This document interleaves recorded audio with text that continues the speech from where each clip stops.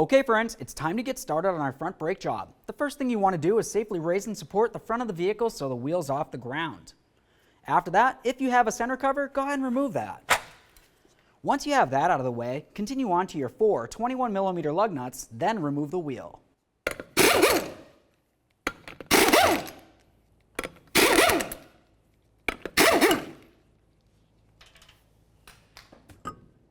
With the wheel out of the way, we have a nice clear view of our caliper.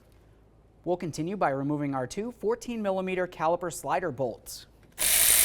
Leave that in there a couple threads. Fully remove the other.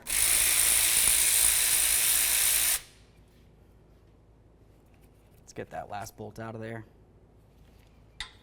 Now we can carefully grab the caliper, we'll give it a little wiggle and remove it from the area. Once you have it off, the next thing you want to do is inspect along the piston area. If you see any fluid in this area, that essentially tells you that you need a new caliper. This one looks fine, so I'll set it aside. Now we can start removing our brake pads. As you remove them, you want to give them a quick inspection. If it looks like they're worn at an angle, typically that means they were either frozen in the bracket or you have an issue with one of your sliders. Now we're going to have a look from the back side. Looking at this, you're going to find 2 17mm bolts. Remove the pair and then the caliper bracket.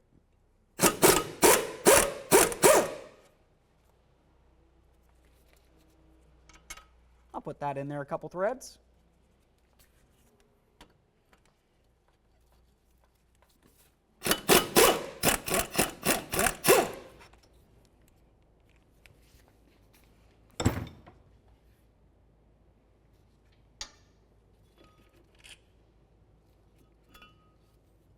Inspect your bracket, set it aside. Let's get that rotor off of there. Now that the rotor's off of there, let's clean the hub surface where the new rotor is going to sit.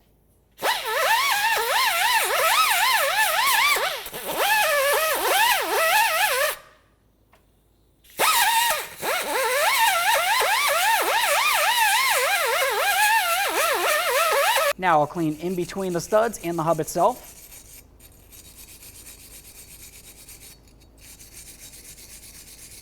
And we'll also make sure we make our way around here.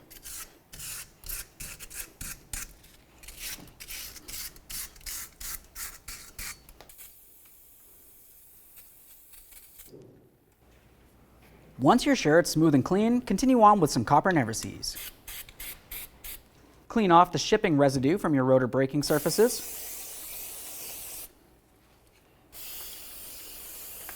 We'll let that dry. Okay, let's get ready to install our brand new front brake rotor. We'll slide it in position and start on one of our lug nuts. I'm going to bottom this out so it holds the rotor in proper position.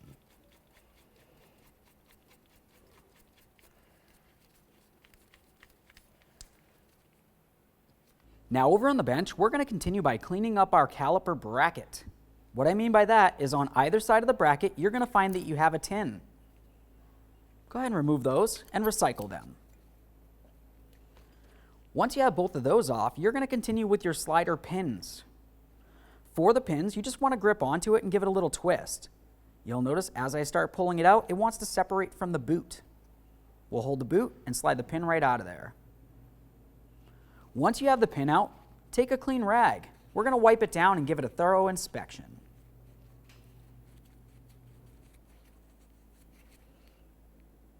The areas that you want to pay attention to for the inspection is the entire shaft all the way around and up inside this groove. You want to make sure that none of it looks like it's rusted or pitted or damaged in any way. If it is, you either need to clean it very well or replace it. This one looks fine, so I'll do the same to the other.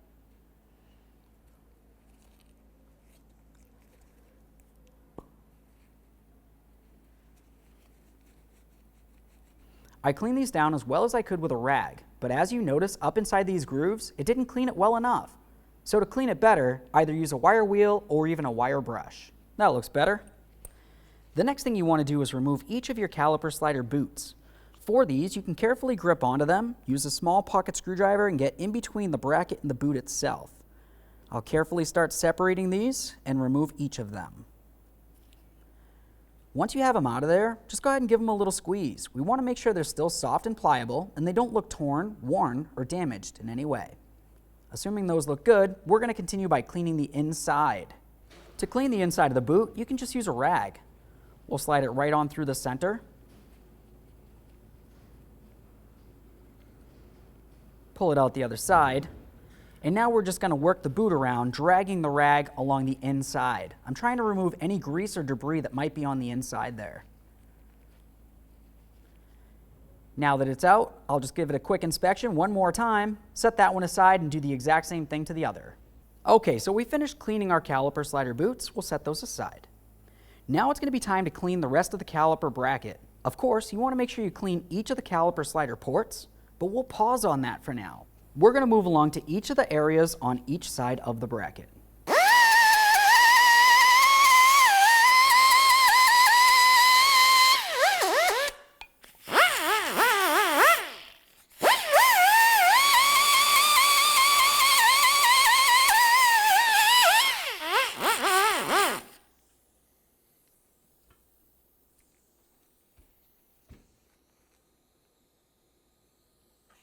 Now with both of those areas cleaned, we're going to clean each of the caliper slider ports. Make sure you have it in a collection receptacle so you can recycle the fluid properly.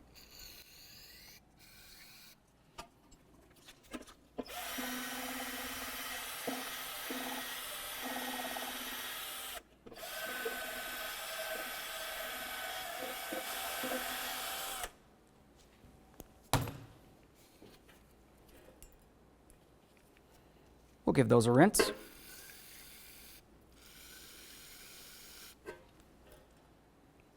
Set this aside, let it dry. Now let's use a little bit of high temperature caliper grease. I'm going to try to get a little bit inside the ports here for each of the caliper sliders. Once you have some grease in there, continue on with your caliper slider boots. You'll remember as you removed them, the side that has this lip goes inside the caliper bracket. I'll place one side inside and then just roll it down and in.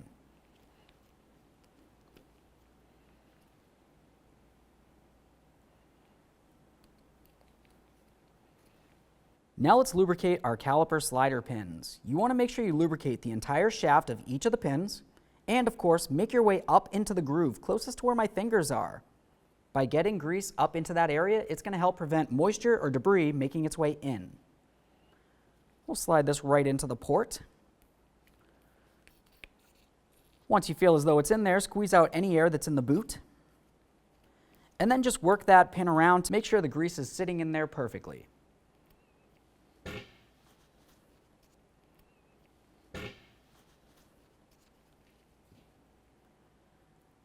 We'll do the same to the other pin.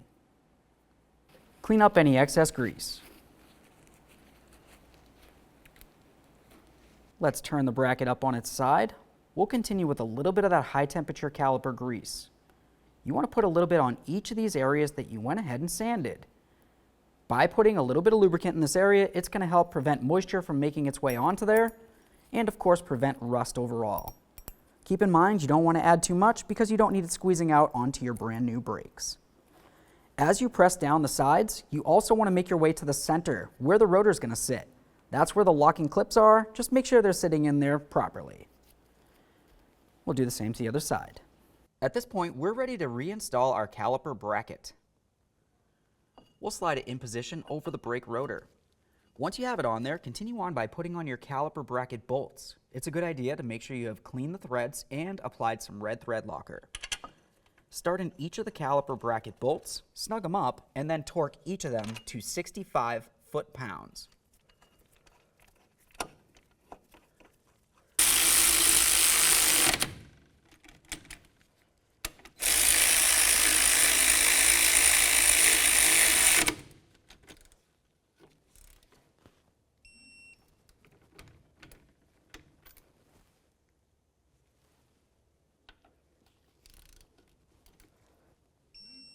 The next thing that I want you to pay attention to on the brake pad is the wear indicator. It's important to place it in the proper position. Now, if I was to put this brake pad in the back side where the caliper piston is going to be, you want to make sure you have the wear indicator facing down. So while the wheel's turning, if this was to hit against the rotor and potentially break off for some reason, it's not going to get stuck in your brakes and cause you to go off the road. Let's slide this into the bracket. Now when you slide it in, you want to make sure that you don't have to force it in. If you have to use a hammer or try to press it in there and it's stuck, that essentially means you did not clean up the caliper bracket well enough. The pad needs to be able to move away from the rotor as you release the brake pedal. We'll do the same thing for the outer brake pad. Slide it into the bracket, make sure it flows freely. Now we're going to move along to the caliper. You want to make sure that you press in the piston as far as it can go.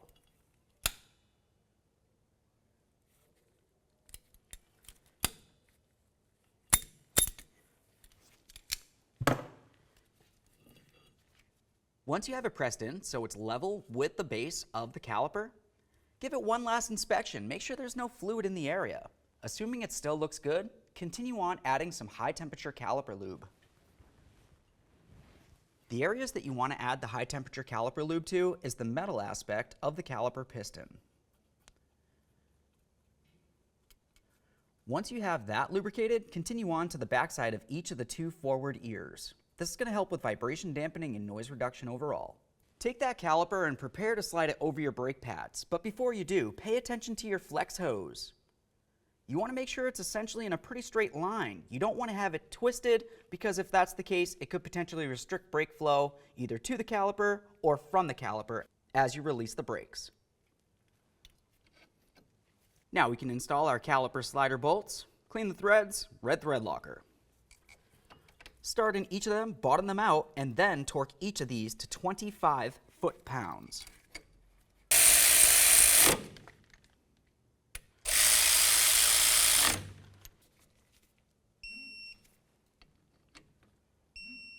Okay, at this point, we have the passenger side brakes put back together. Before we continue on, make sure that you double check that you torqued everything along the way and confirm that your flex hose is not twisted. After you've done all that, continue on to removing your safety lug nut, and then we'll reinstall the wheel, snug the lug nuts, get the wheel back on the ground, and torque it to 76 foot-pounds.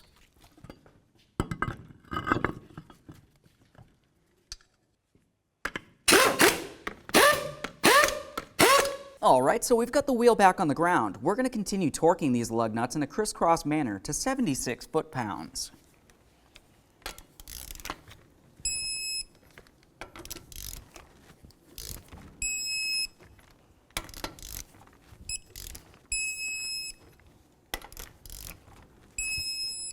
Torqued.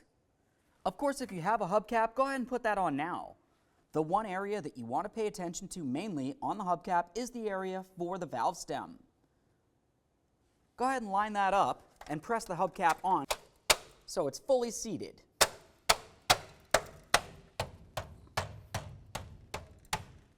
Make sure it's secure so it doesn't fall off while you're driving down the road.